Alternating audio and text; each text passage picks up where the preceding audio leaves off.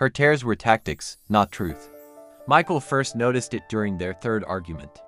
One moment, Vanessa was confronting him with cold precision about forgetting her work event, voice steady and eyes sharp.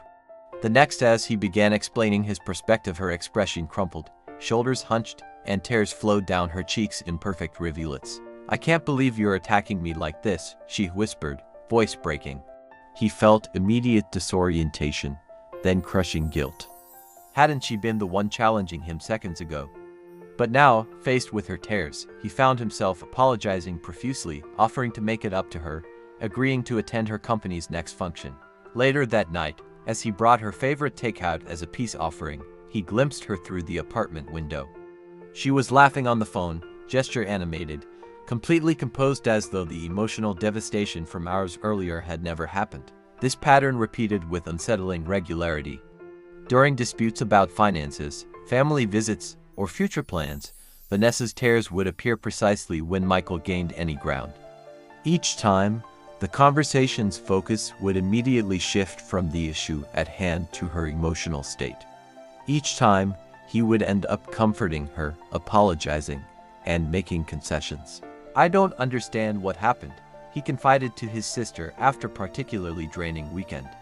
"We were discussing potentially relocating for my job opportunity, and suddenly she was sobbing about how I never consider her feelings." His sister studied him carefully. Did anything actually get resolved about the relocation? No, Michael realized. "We spent the rest of the night with me reassuring her that I value her." "And did you reach any decisions about moving?" "Actually, yes. I told her I'd turn down the offer." His sister nodded slowly. "Michael, has it occurred to you that her tears might be tactical?" The question lingered uncomfortably. Was it possible? He'd always prided himself on being emotionally supportive, on never being the kind of man who dismissed a woman's feelings. But what if those displays weren't genuine expressions of hurt but calculated responses designed to control outcomes? He began paying closer attention. The timing was too perfect, tears appearing precisely when difficult decisions needed to be made or when she was losing ground in an argument.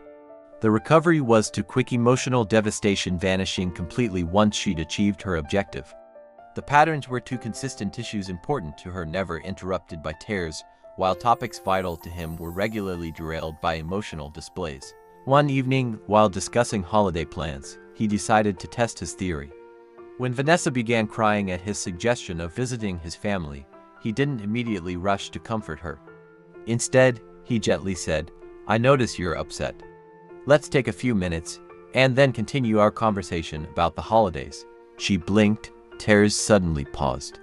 "What do you mean continue? Can't you see I'm upset?" "I can see that," he acknowledged calmly, "and your feelings matter to me. But so does making a decision about our holiday plans, which we still need to do." Her expression shifted, subtly surprise, then calculation, then irritation before the tears returned with renewed intensity. "You clearly don't care about my feelings at all." In that moment, Michael saw with painful clarity what he'd been missing. Her tears weren't communications, they were weapons, deployed strategically when rational discussion threatened her preferred outcomes. Over the following weeks, he observed this pattern repeatedly. When he remained compassionate, but refused to abandon the original topic, Vanessa's emotional displays would intensify briefly before she would abruptly shift tactics, sometimes to anger, sometimes to cold withdrawal, sometimes to sudden reconciliation if those approaches failed. "I feel like I'm negotiating, not connecting," he finally told her during a rare moment of calm honesty. "I want to understand your genuine feelings, but I need to know they're real, not just tools to win arguments." "How dare you question my emotions?" she responded, eyes instantly welling.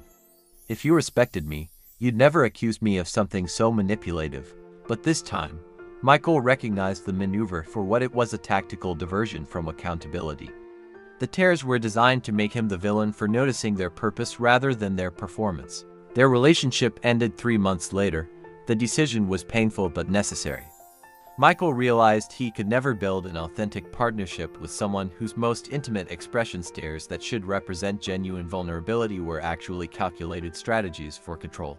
Years later, in a healthier relationship built on transparent communication, Michael reflected on what he'd learned. Authentic emotions, he discovered, weren't weapons to be wielded but bridges to be crossed together. Real tears might be messy and inconvenient, but they were honest communications, not tactical maneuvers. He'd learned to recognize the difference between emotions as truth and emotions as tactics, between tears that sought connection and tears that demanded surrender.